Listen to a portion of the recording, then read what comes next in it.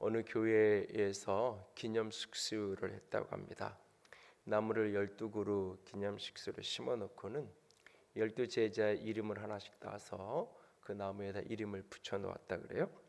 이 교인들이 지나가면서 그 나무에 붙어진 제자들을 생각하면서 칭찬을 하는데, 유독 가룟유다라고 이름 붙여진 나무를 지날 때면 나쁜 말을 쏟아냈다고 해요. 똑같이 물을 주고 똑같이 가꾸었는데 11그루의 나무와 달리 그 한 그루 가룟유다라고 이름 지어진 나무는 병들고 그 말라 비틀어져서 결국 죽어가 버렸다고 이야기합니다. 감정도 없는 식물조차도 칭찬과 사랑을 받지 못하면 잘 자랄 수 없는 것을 보여주는 이야기입니다. 사람은 칭찬 속에서 지어졌고 칭찬 속에서 살아가야 된다라고 하는 말이 있습니다. 온 세상을 창조하신 주님께서 그 당신이 지으신 세상을 바라보시면서 보라, 보기에 심히 아름답다라고 창세기 1장 31절이 히브리 원문은 감탄문으로 나와 있죠. 하나님이 지으신 세계를 보면서 참 아름답다, 참 좋다라고 칭찬하시며 탄성을 쏟아냅니다. 잠에서 깬 아담이 자기에게로 하나님의 손에서 이끌림 받아서 나오는 여인 하와를 바라보면서 또 노래하죠. 이 부분도 히브리 원문은 운문인데, 이는 내 뼈 중에 뼈요 내 살 중에 살이라 라고, 그러므로 남자에게 낳았은즉 이를 여자라 하리라. 이게 노래예요. 사실은 운문으로 지은 감탄문인 것을 보게 되어집니다. 그렇게 하나님은 사람은 서로 그렇게 사랑하고 칭찬하고 그렇게 살아가도록 지음받았죠. 그래서 당신은 사랑받기 위해 태어난 사람이라는 찬양은 어쩌면 당신은 칭찬받기 위해 태어난 사람이다 라고 이렇게 바꿔서도 부를 수 있을 겁니다. 목회자로서 늘 성도들에게 미안한 게 여러 가지 있는데 그 중에 하나가 어떤 이런 부분일 거예요. 더 사랑해야 하는데 특별히 성격적으로 여러 가지랑 맞물리면서 생각이 또 복잡하고 그래서 칭찬을 잘 못하는, 분명히 저거는 칭찬거리인 걸 마음에 생각을 하고도 표현을 잘 못하는 경우가 종종 있습니다. 그런데도 잘 붙어 있는 거 보면 고맙고 감사하고 그럴 때가 있습니다. 성경 속에 예수님의 칭찬 메시지, 무심한 듯 하지만 그 속에 아주 가슴이 깊이 담겨 있는 칭찬을 쏟아내는 말들을 한 달에 하나씩 같이 나누고 있습니다. 한 가난한 과부를 바라보시면서 그의 헌금하는 모습을 바라보면서 모든 사람보다 더 많이 넣었다, 동전 2개를 넣는 그 모습을 보면서 그렇게 칭찬하셨죠. 주는 그리스도시요 살아계신 하나님의 아들입니다라는 그 고백을 들으시고는 내가 참 복 있는 사람이다 라고 베드로를 칭찬하셨죠. 주의 발 앞에 엎드려져서 주의 말씀을 듣는 그 마리아를 보면서 이 마리아는 이 좋은 편을 택하였다, 좋은 편을 택하였기에 그는 빼앗기지 않을 것이다. 자녀를 위해 울부짖며 기도하는 가나안 여인을 향하여서 여자여 내 믿음이 크도다. 또 백부장, 자기 집 하인을 위해서 부르짖는 백부장을 바라보시면서 내가 이스라엘 사람 중에 이만한 믿음을 내가 만나보지 못했다라고 감탄하시는 모습을 봅니다. 그리고 오늘 함께 읽은 본문, 죄를 지은 여자라고 성경 오늘 본문 속에서 기록되어지고 있는 이 사람을 가리켜서 그의 사랑함이 많다라고 오늘 본문 47절에 말씀하는 것을 보게 됩니다.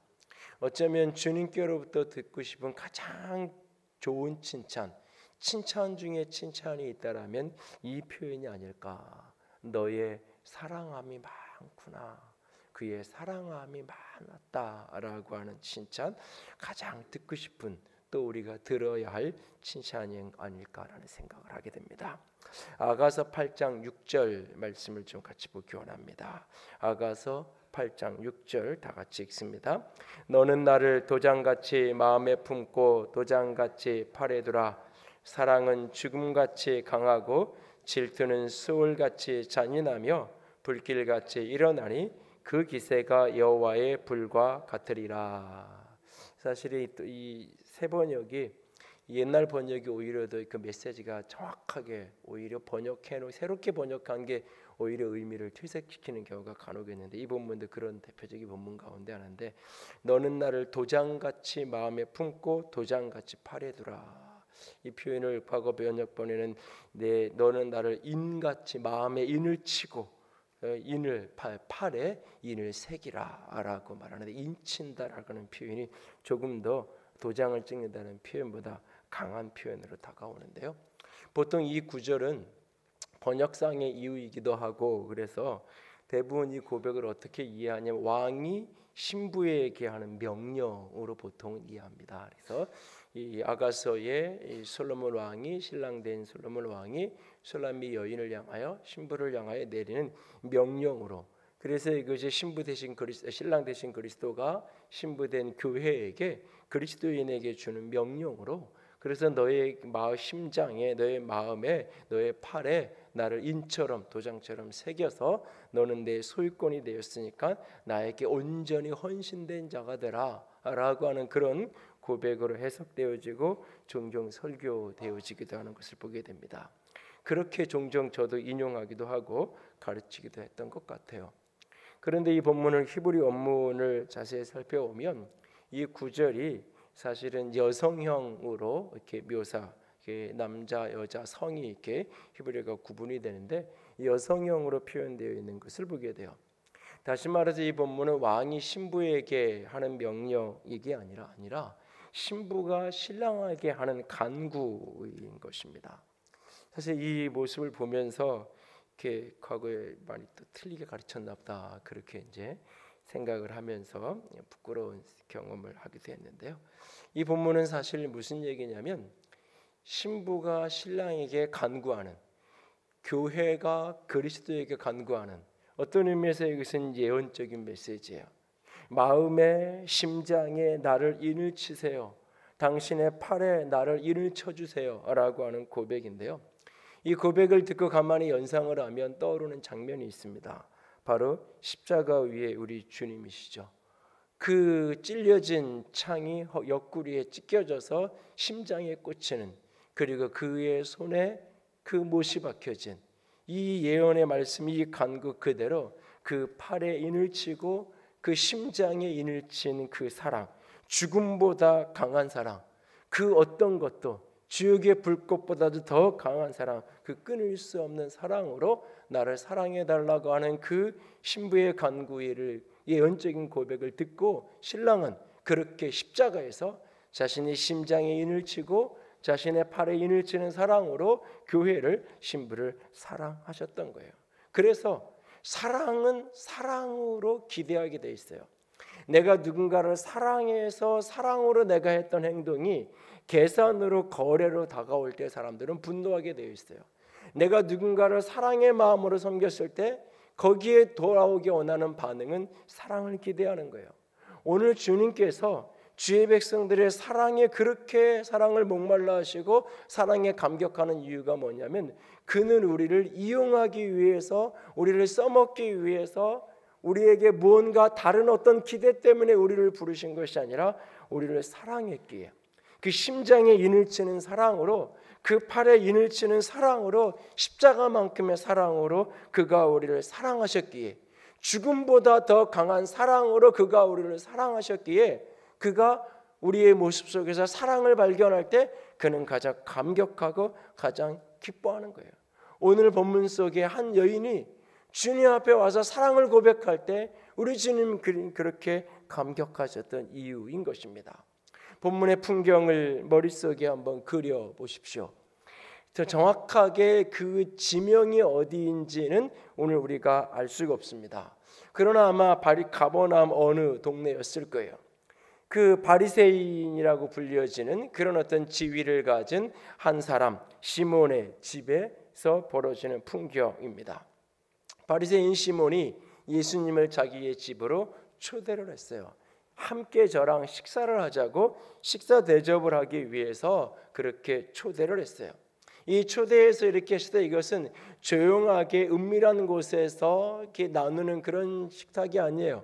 온 동네 사람들하고 함께 이렇게 잔치를 벌이듯이 사람들에게 노출된 공간에서 함께 나누는, 마치 우리나라로 얘기하면 어디 정자에 이렇게 둘러앉아 가지고 이렇게 잔치를 하고 누가 대접을 하면 지나가는 사람들도 이렇게 오가는 마을 사람들도 오늘 저기서 누가 누구를 저렇게 대접하니라고 저렇게 하는구나 라고 하는 것을 그렇게 알게 되는 풍경처럼, 그리고 이 풍경은 식탁에 앉아 있는 게 아니라 이 이제 성경 시대의 식사 풍속하고 연결이 되는데, 이게 이제 엮고 이게 약간 비스듬히 오른쪽 방향으로, 여러분들이 이렇게 뭐 인도나 이런 데 혹시 이제 가시면 이 식탁이 없는 채로 이렇게 있는 그런 곳이 혹 발견할 수 있는데, 오른쪽으로 비스듬히 이렇게 기대어 앉아 있는 식탁에 둘러앉아서 나누는 그런 풍경이 아니라 옆으로 이렇게 반 비스듬히 누워 있는 그런 풍경 속에서 식사하는 게 당시의 풍경이죠. 그런 식으로 둘러앉아서 식사를 하고 있는 그런 풍경, 오픈된 공간. 그런데 거기에 한 여인이 등장을 합니다. 이 동네에서, 그 동네에서 죄를 지은 여자라고 불려지는 그 죄목이 무엇인지는 본문이 기록하고 있지 않지만, 그 동네에서, 그러니까 동네 사람들은 다 저 죄 지은 여자, 저 잘못한 여자라고 그렇게 알고 있는 한 여자가 이 풍경 속에 갑자기 등장을 하는 것입니다. 그의 손에는 향유가 담겨진 옥합이 들려져 있습니다. 예수님께로 가까이 옵니다. 비스듬히 누워있는 그 풍경 발치에 서서 울기를 시작을 합니다. 그 눈물이 떨어져서 예수님의 발을 적십니다. 그러자 다 그 자리에 그대로 엎드려져서 자신의 머리털로 예수님의 발을 닦습니다. 그리고 그 발에 입 맞춥니다. 그리고 자신이 가지고 왔던 그 향유의 옥합을 부어서, 향유를 부어서 예수님께 부어드리는, 씻기는 그 풍경을 보게 됩니다. 그 풍경을 보면서 이 바리새인 시몬은 마음으로 생각합니다.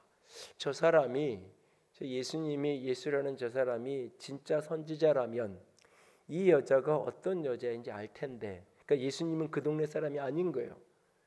그러니까 이 여자가 어떤 사람인지 낯선 사람이에요. 그런데 선지자라면 사람의 마음을 알고 이 사람이 어떤 사람인지 알 테니까 저 여자가 누구인지 알 텐데, 특별히 죄인이라는 것을 알 텐데, 이 풍경, 이 말은 무슨 얘기냐면, 그렇다면 저런 여자가 가까이 오고 비록 발이지만 몸에 손을 대고 한 이 풍경이 사람들에게 어떻게 오해될 수 있고 사람들이 어떻게 말거리가 될 수 있고, 이런 걸 분명히 안다면 이것에 대해서 즉각적으로 거절을 하거나 제재를 하거나 어떻게 할 테인데, 이런 생각을 마음속에 하는 거예요.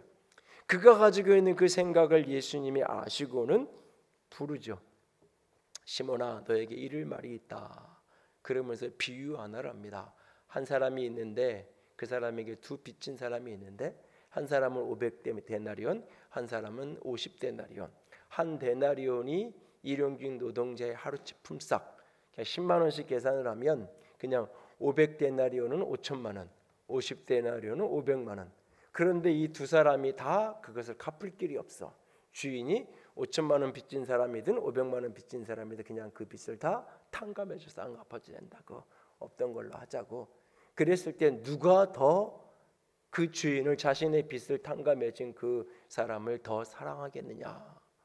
마땅히 당연히 많이 탕감받은 사람이 더 좋아하고 더 사랑하겠죠. 내 말이 옳다, 내 판단이 맞다. 그러면서 여인을 바라보시면서 시몬에게 이 여자를 보느냐, 이 여자를 보느냐. 내가 내 집에 왔을 때 너는 발 씻은 물도 내게 내어주지 않았고, 내가 내 집에 왔을 때 너는 내게 입 맞추지도 않았고.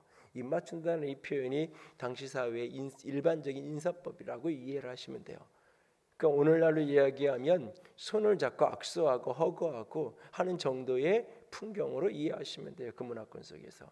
그러니까 예수님이 오셨을 때 당연히 당시 근동사회에서 손님이 오면 발 씻을 물을 내놓는 게, 그래서 씻고 이렇게 뭔가 식사를 할 수 있도록 하는 게 마땅한 건데, 발 씻을 물도 내어주지 않았고 제대로 인사도 안 하고 입맞추지도 않고 감람류도 붙지 않았다. 그러나 이 여자는 너는 내게 그렇게 했는데 너는 내게 발수물도 내어주지 않았지만 이 여인은 그의 눈물로 그의 머리털로 내 발을 닦이고 너는 내게 입맞추지도 않았는데 너는 내게 악수 한번 손을 청하지 않았는데 이 여인은 내 발에 입맞추기를 그치지 않았고 너는 내게 그 값싼 감람류 하나를 붓지 않았는데 그 값싼 그냥 쉬운 얘기를 어디 10,000원짜리 하나 사면 되는 그런 향수조차 하나 내게 붓지 않았는데 이 여인은 그 값비싼 향유를 내게 부었다라고 말합니다. 그러면서 47절에 왜냐하면 그러므로 내가 너에게 말한다 그의 많은 죄가 사하여졌도다. 이는 그의 사랑함이 많으니라. 사랑을 받은 일이 적은 자는 적게 사랑한다. 그리고는 여인을 바라보시면서 내 죄사함을 받았다. 사람들은 도대체 저 사람이 누군데 죄를 용서하는가 수군거리죠.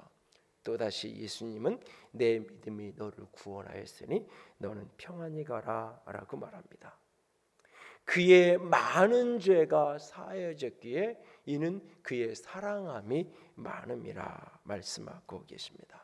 예수님은 오늘 바리새인 시몬이 차려낸 그 멋들어진 잔치상에서 사랑을 느끼는 게 아니라 자기의 발치에 엎드려져서 그렇게 눈물로 그의 머리털로 내 발을 씻기고 있는 그 여인에게서 사랑을 느끼는 거죠.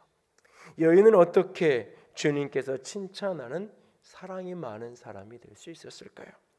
바리새인 시몬과 이 죄를 지은 여인 사이에 어떤 차이가, 어떤 다름이 있는 것일까요?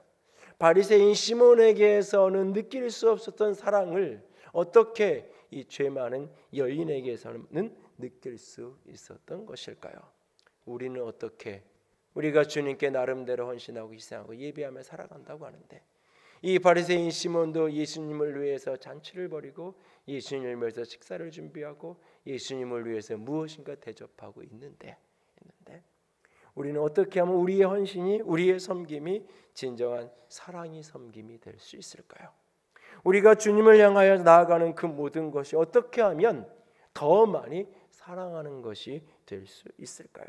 오늘 본문 속의 바리새인 시몬과 한 여인 사이에 그 중간에 어느 만치가에 우리는 오늘 서 있는 것일까요? 어떻게 하면 우리는 이 여인처럼 사랑 많은 사람으로 주 앞에 설 수 있을까요? 첫 번째로 예수님을 발판 삼으려 하지 않았기 때문입니다.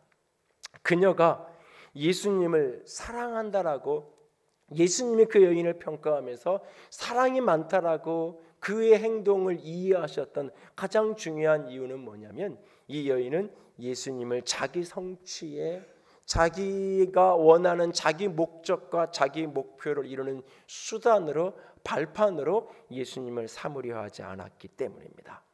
바리새인 시몬을 비롯해서 많은 사람들은 자기 필요에 의해서 예수님을 찾았습니다. 그래서 예수님을 찾고 예수님과 함께하는 그 모든 것들이 자기 성취에 도움이 되고 자기 성취의 발판이 되어주기 때문에 예수님과 함께했던 것입니다. 그러나 이 여인은 그와 같지 않았던 것입니다. 요한복음 2장에 보면 예수님이 처음 기적을 행하세요. 물을 가지고 포도주를 만드는 기적을 행하세요.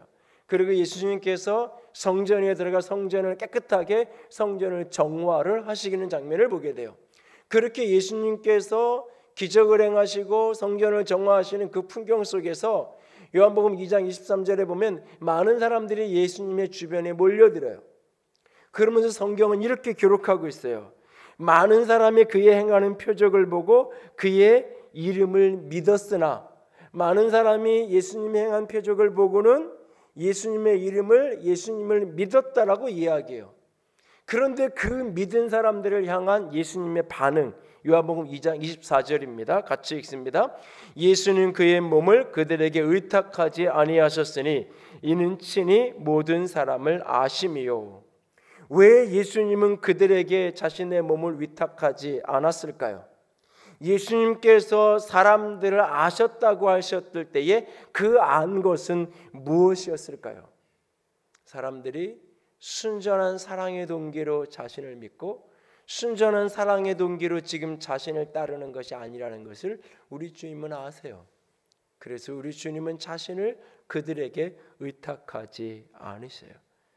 자기 성취의 발판을 삼으려고 자기 성취를 위해서 이용하려고 하는 사람들에게 그 마음을 아시기에 그들에게 자신을 의탁하지 않으셨어요. 오늘 본문 이 바리새인 시몬이라고 불려진 이 사람이 예수님을 함께 식사를 하자고 자기 집에 초대했던 이유는 무엇이었을까요? 다음 주에 조금 더 이 사람의 모습에 대해서 한 번 더 나누겠지만, 이 사람은 왜 자기 집에 분명히 자기가 초대하고 자기가 식사를 그렇게 거나하게 대접하면서도 불구하고 예수님이 오셨을 때에 마땅히 손님이 오면 마땅히 해야 될 그 행동조차도, 발을 씻기는 일도, 그 물조차 내놓는 일도, 입맞추어 환영하고 환대하는 일도, 감람류를 붓는 일도 하지 않았던 것일까요? 이 여인은, 이 바리새인 시몬은 지금 예수님을 위해서 무엇인가, 예수님이 식사를 못하고 힘드시니까 예수님을 위해서 무엇인가를 하고자 하는 것이 아니라 이것을 통해 나는 예수님하고 친한 사람이야, 예수님의 막 인기가 올라가고 있는 그 무렵, 예수님의 주변에 막 많은 사람들이 몰려들고 있는 그 무렵, 나는 예수님을 잘 알아, 예수님은 내가 오라 그러면 우리 집에 와서 이렇게 함께 식사를 하다 머물다 가는 그런 분이야 라고 자기 자신을 드러내고 자기 자신을 알리고 싶었던 것은 아닐까요? 그렇게 인정받고 싶었던 것은 아닐까요?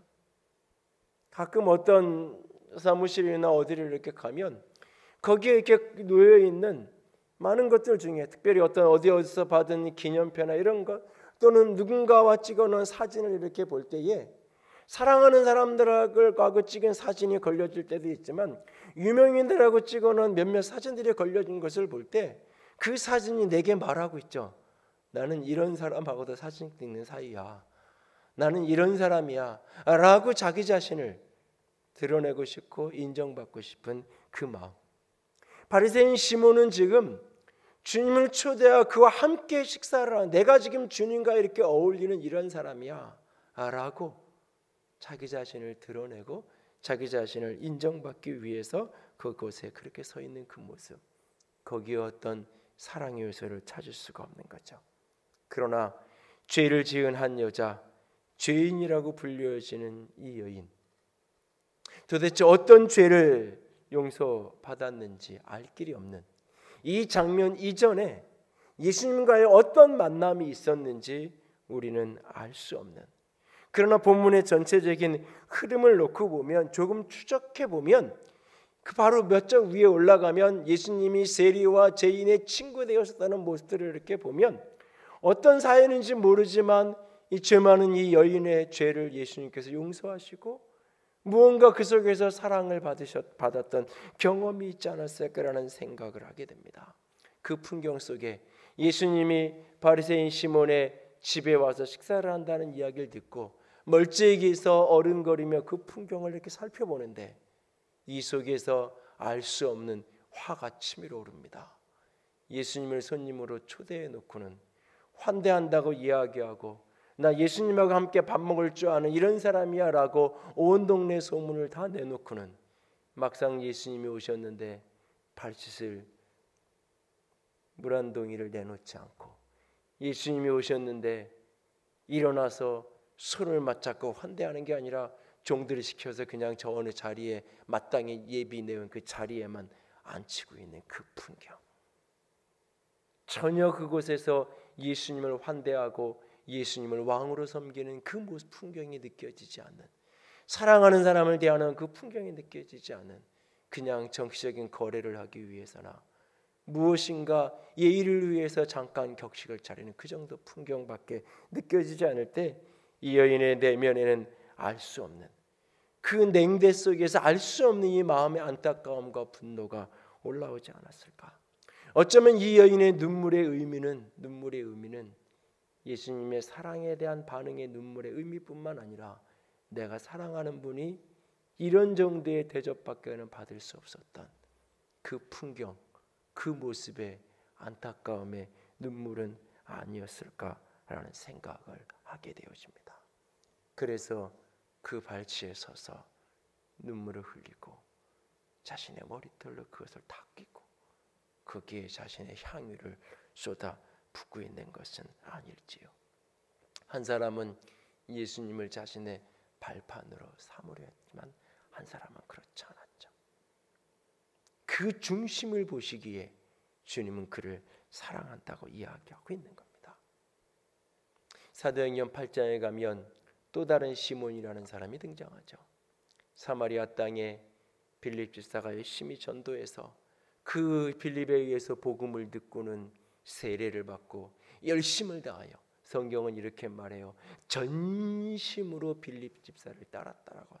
전심으로 빌립을 따르던 사람, 원래는 마술사였던 사람, 복음을 듣고 변화되어서 세례 받고 빌립을 따라 열정적으로 교회를 섬기던 그런 사람, 예루살렘에서 사마리아에 교회가 세워지고 복음이 전해졌다는, 빌립이 전도한 열매들이 있다는 이야기를 듣고 베드로, 요한이 내려와요. 그런데 아직 그곳에 성령이 내려지지 않으셨어요.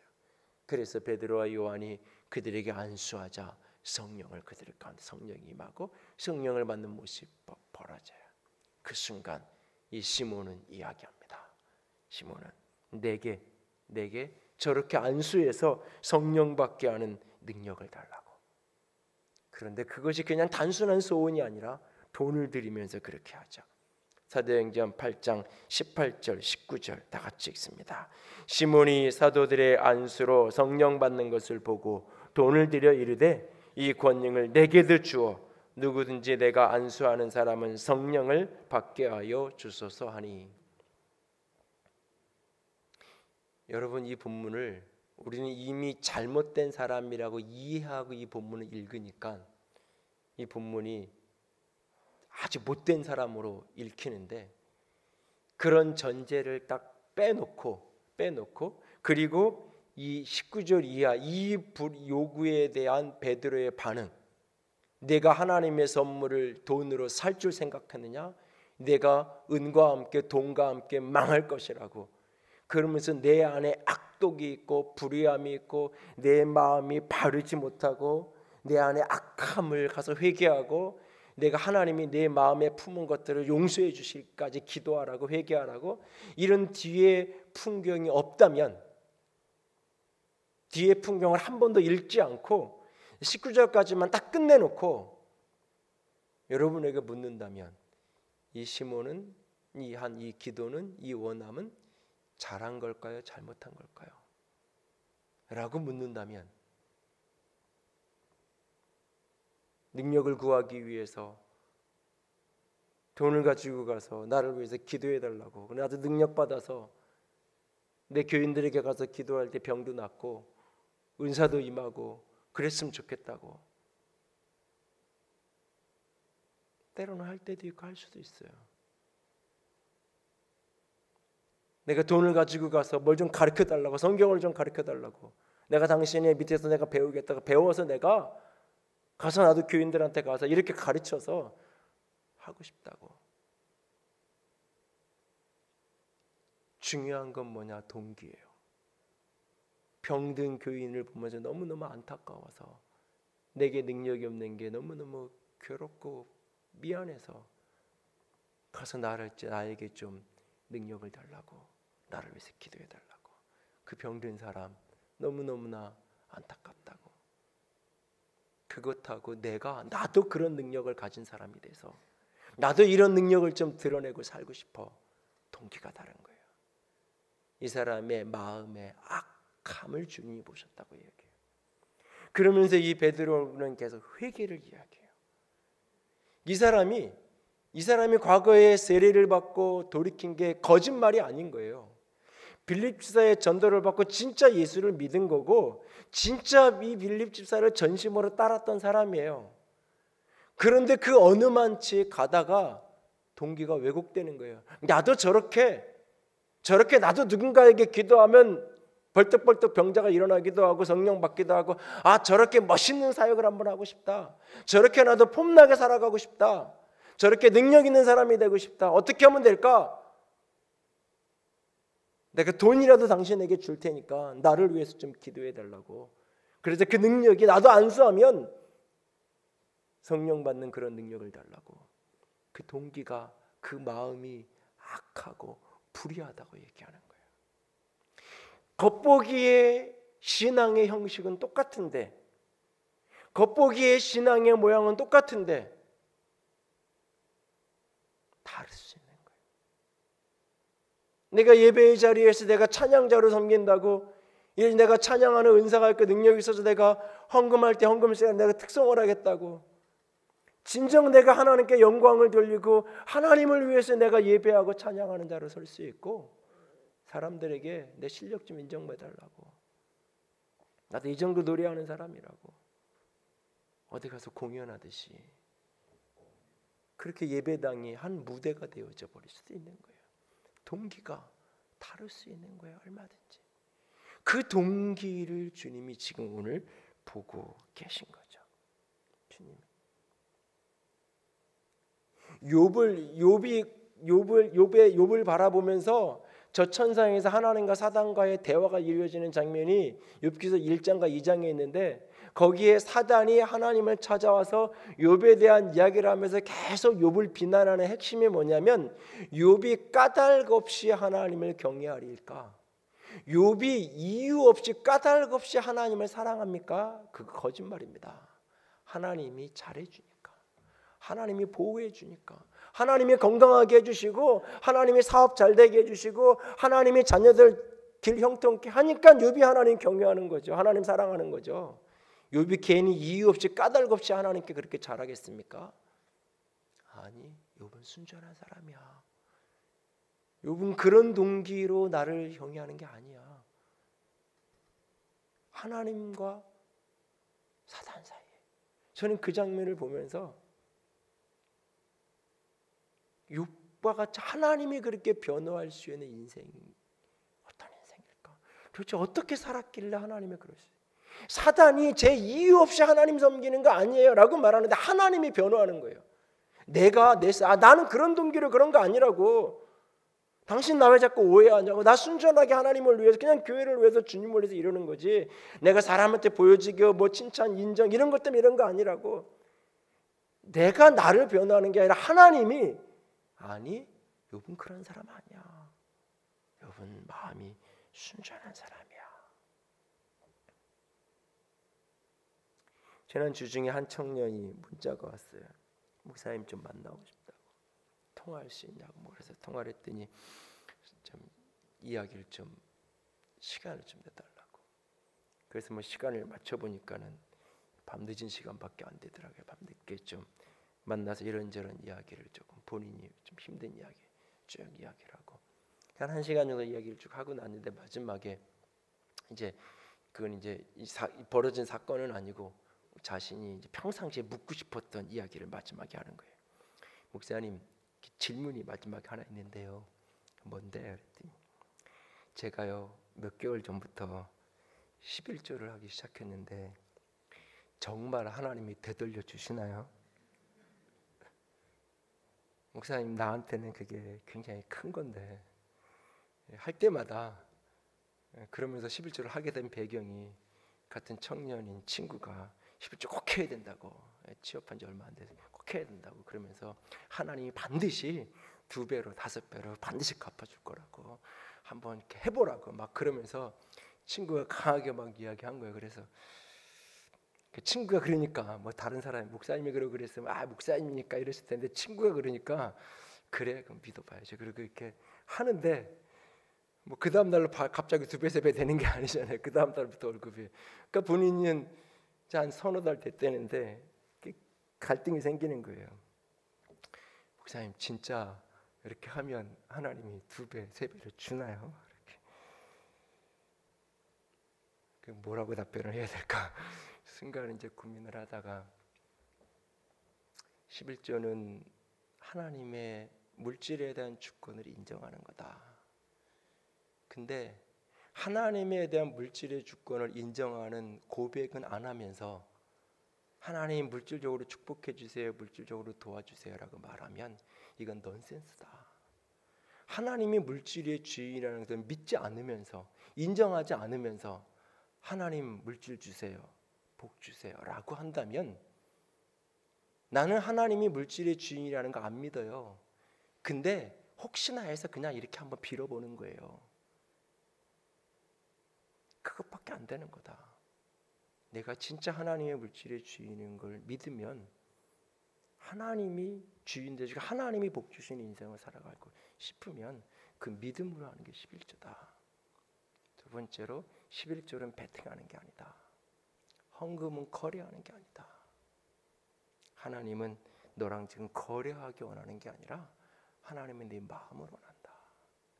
마음으로 내가 하나님을 사랑으로 하면, 사랑으로 내가 하나님께 하면 그것이 사랑으로 되돌아올 때 내가 한 것보다 몇십 배가 되기도 하고 몇백 배가 되기도 하는 거다.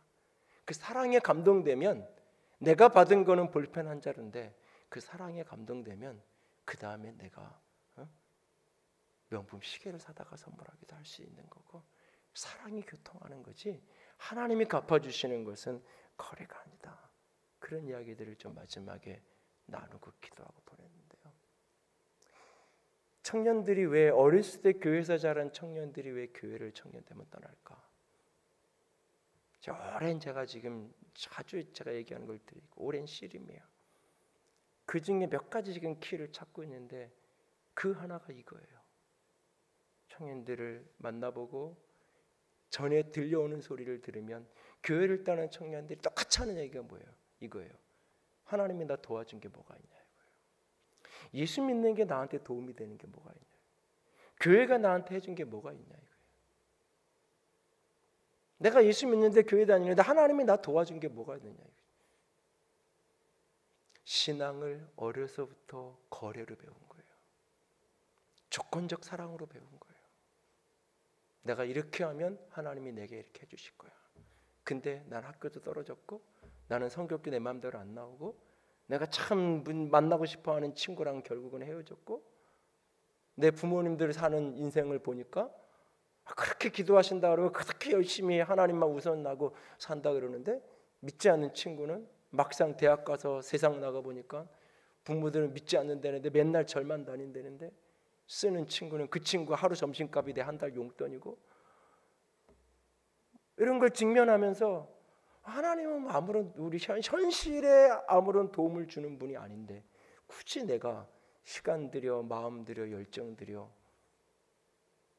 그냥 친구가 있으니까 가는 거고 그냥 부모가 가래니까 예의상 나가주는 거지. 이 중심에 어려서부터 신앙을 거래로 가르치면 안 되겠구나.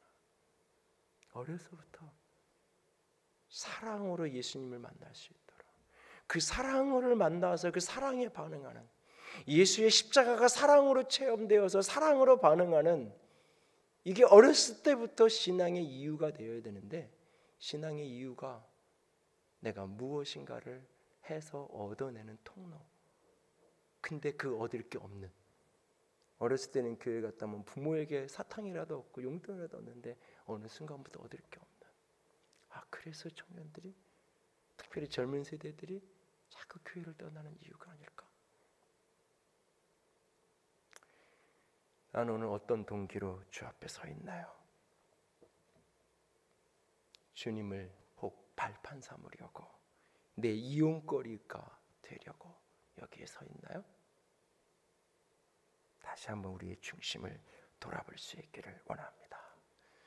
두 번째로, 이 여인이 사랑 많은 사람이 될 수 있었던 이유는 예수님께 많은 죄를 사함받은 사람이기 때문에 그렇습니다. 본문을 보면 이 여인을 가리켜서 37절에 이 동네에 죄를 지은 한 여자가 라고 묘사됩니다. 그리고 뒤에 47절에 그의 많은 죄가 사해졌다라고 말씀하고 있습니다. 그 많은 죄가 무엇인지 우리는 알 길이 없습니다. 그럼에도 불구하고 이 여인은 자신이 많은 죄가 사함받았다는 감격이 있는 거예요. 여러분, 누가복음 19장에 보면 예수님이 삭개오를 만나고는 삭개오에게 딱 한마디예요. 내가 너의 집에 가서 오늘 머물러야 되겠다. 딱 한마디예요. 그런데 삭개오는 너무너무나 감격해요. 그래가지고 내가 재산을 팔아서 반을 나눠주겠다고 말하고 뭐 엄청난 결단을 삭개오가 해요. 왜 그럴까요? 예수님이 내 집에 올 나는 그런 자격이 없는 사람인데 예수님이 우리 집에 온다니까, 예수님이 나를 인정해 준다니까 너무너무나 감격하는 거죠. 이 바리새인은, 오늘 시몬은 예수님이 우리 집에 오는 것에 대한 감격이 없어요. 당연히 나 정도 수준 되는 사람이 예수님을 초대하고 나 정도 수준 되는 사람이 예수님과 식사를 하면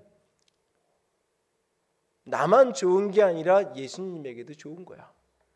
예수님도 나 같은 바리새인 몇 명 알아두면, 예수님도 나 같은 바리새인과 몇 명 친하고 같이 밥 먹을 수 있는 관계라는 거 사람들에게 알려지면 예수님에게도 도움이 될 거야. 나는 그 정도의 사람이야. 그러니까 내가 예수님에게 초대를 했을 때 예수님이 이것에 대해서 응답한 거는 당연한 거야. 마땅한 거야. 거기에 어떤 감격이 없죠. 감격이 없어요.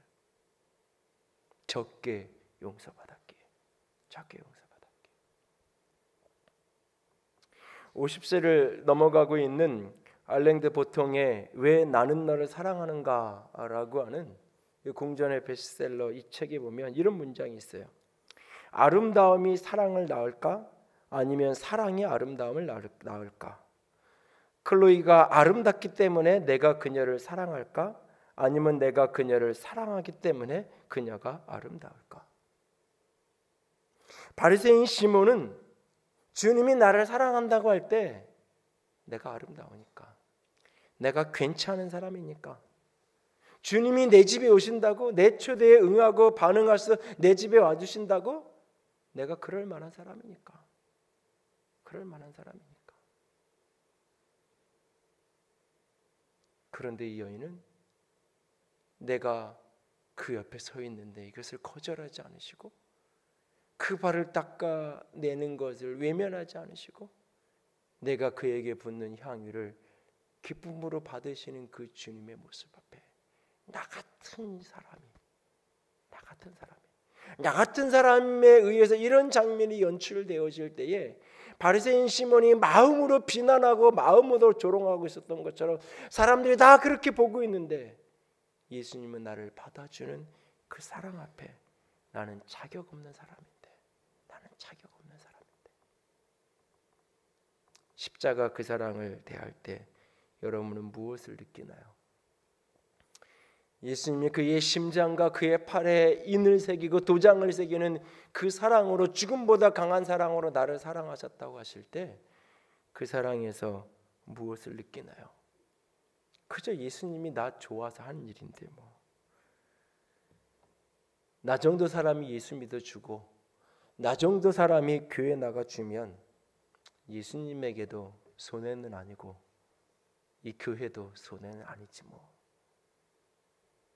나 정도 사람이 그래도 나가주면, 나 정도 사람이 믿어주면 그렇게 생각하고 있나요?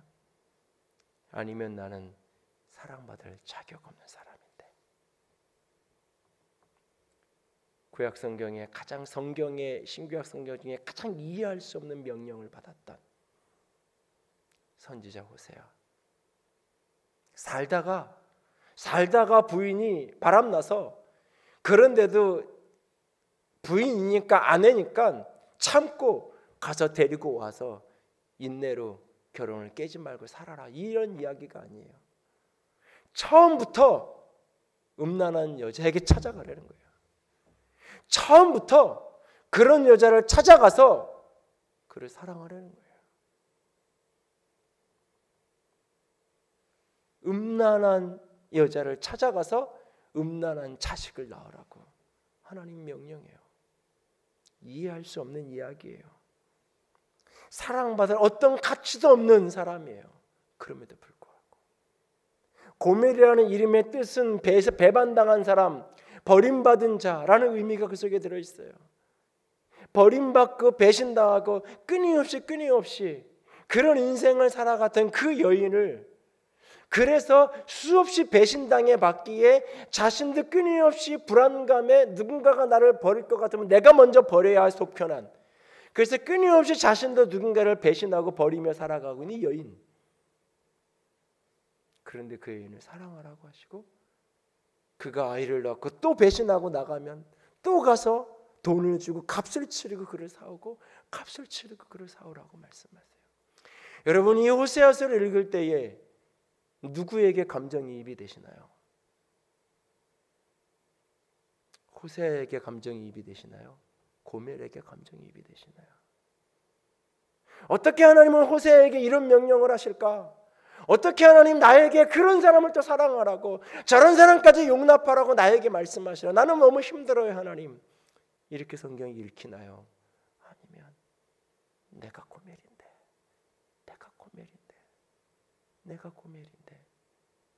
나 같은 것을 위하여 십자가에서 내가 처음부터 죄인이었고 그가 나를 사랑하시기 이전부터 나는 원수된 자였고 그 사랑을 받았음에도 끊임없이 오늘도 배신하고 고멜처럼 조금은 믿음대로 있는 것 같다가, 조금은 주님 편에 있는 것 같다가, 조금만 틈이 벌어지면 세상으로 눈이 가고 마음이 가고 발길이 가는 내 모습, 그럼에도 불구하고 여전히 나를 포기하지 않는 그 사랑, 그 고멜의 모습에서 내 모습이 보이나요? 그 사람은 주님을 사랑할 수 있어요. 주님을 사랑할 수 있어요. 그 사랑이 내게 부어졌기에, 그 사랑을 알기에 나도 주를 향하여 해야 될 반응은 사랑인 거죠. 목회자로서 나는 욕심이 없다고, 나는 명예욕이 없다고, 나는 깨끗하다고, 나는 순전하다고, 나는 넘어지지 않을 거라고.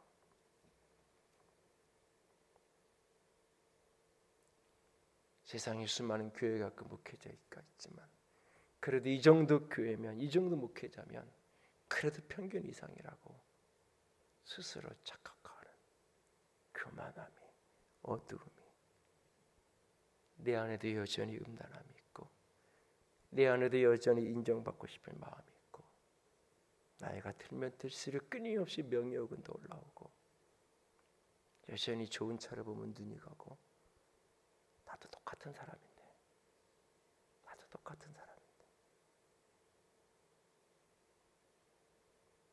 어느 날 운전을 하다가 우연히 조성모가 리메이크한 시인과 촌장의 가수나무 새가 흘러나오는데, 갓길에 차를 세우고 한참을 운전을 못했던 기억이 있어요. 내 속에 내가 너무도 많아 당신의 쉴 곳 없네. 내 속엔 헛된 바람들로 당신이 편할 곳 없네. 내 속엔 내가 어쩔 수 없는 어둠, 당신의 쉴 자리 없네. 내 속엔 내가 이길 수 없는 슬픔, 무성한 가시나무 숲 같네. 시인과 촌장의 하덕규 선생님은 여기에 이 당신은 절대자 하나님이었다고 고백합니다. 내 속에 내가 너무 많아서 주님이 머물 곳이 없는데도 여전히 나를 사랑한다 하시고, 내 속에 헛된 바람들, 헛된 욕망들이 가득해서 주님이 편히 쉴 수 없는데 여전히 나를 사랑하신다 하시고, 내 속엔 나도 어쩔 수 없는, 끊어낼 수 없는 어두움이 내 안에 있어 또 쓰러지고 또 넘어지는데 주님은 나를 사랑하신다 하고, 내 속에 어찌할 수 없는 상처와 아픔과 분노가 끊임없이 나를 찌를 뿐만 아니라 내 곁에 있는 사람들을 찔러서 어린 새조차도 떠나가 버리게 만드는 그게 나인데 여전히 그래도 나를 사랑한다고 하시는 그 사랑을 아는 사람은 그 사랑의 사랑으로 반응하게 되어 있는 겁니다. 오늘 그 죄를 지은 여인은 그 사랑을 알기에 사랑으로 오늘 그의 발 앞에 엎드려져 있는 것입니다. 신앙은 그 사랑을 알고 그 사랑으로 응답하는 여정, 그것이 믿음의 여정입니다. 예배란 그 사랑 앞에 사랑으로 엎드려지는 것이 예배입니다. 주님께로부터 너의 사랑함이 많구나, 그렇게 칭찬 듣는 저와 여러분이 될 수 있기를 주님의 이름으로 부탁을 드립니다. 이 시간 함께 찬양합시다. 찬송가 149장.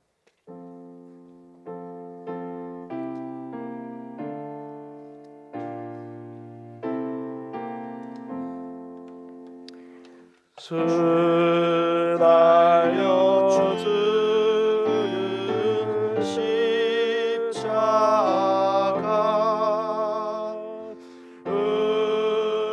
우리가 생각할 때에 세상에 속한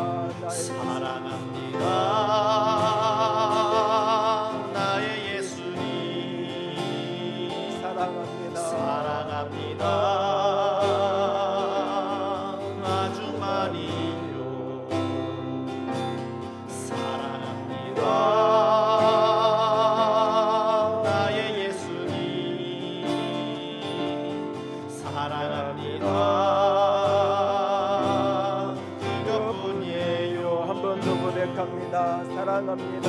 나의 예수님. 나의 예수님. 사랑합니다. 사랑합니다.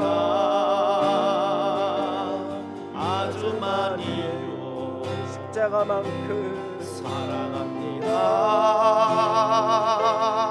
나의 예수님. 사랑합니다.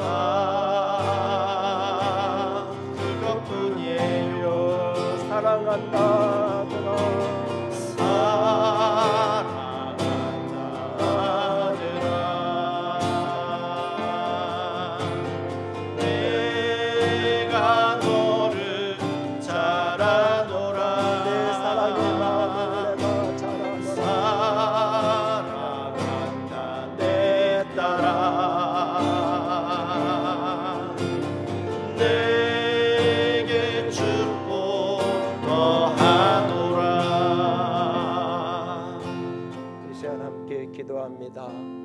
주님, 십자가만큼 사랑하신 그 사랑에 사랑으로 응답하는 자가 되기를 원합니다. 내 안에 주님을 이용하며 발판 삼으려 했던 모든 것을 회개합니다. 그 많은 죄를 사함받은 그 사랑, 그 많은 죄를 용서받은 그 사랑 앞에 오늘도 사랑으로 반응하고 응답하며 살아가기로 작정합니다. 함께 기도합니다. 사랑의 하나님, 영광의 하나님, 주님만을 사랑합니다. 주님만을 사랑합니다. 예수님, 예수님, 예수님, 예수님, 주님만을 사랑합니다. 예수님, 주님만을 사랑합니다. 예수님, 주님만을 사랑합니다. 내가 나를 아는데, 내 안에 있는 그 모든 어둠을 아는데, 그 많은 죄를 아는데, 주님은 나를 사랑한다. 주님은 나를 사랑한다 하시니, 주님, 내가 너를 사랑하노라. 내가 너의 모든 것을 아노라. 그러므로 내가 너를 사랑하노라. 내가 너를 아노라. 그러나 내가 너를 사랑하고 내가 너를 사랑한다. 주님, 주님, 당신의 사랑으로 사랑합니다. 나의 예수.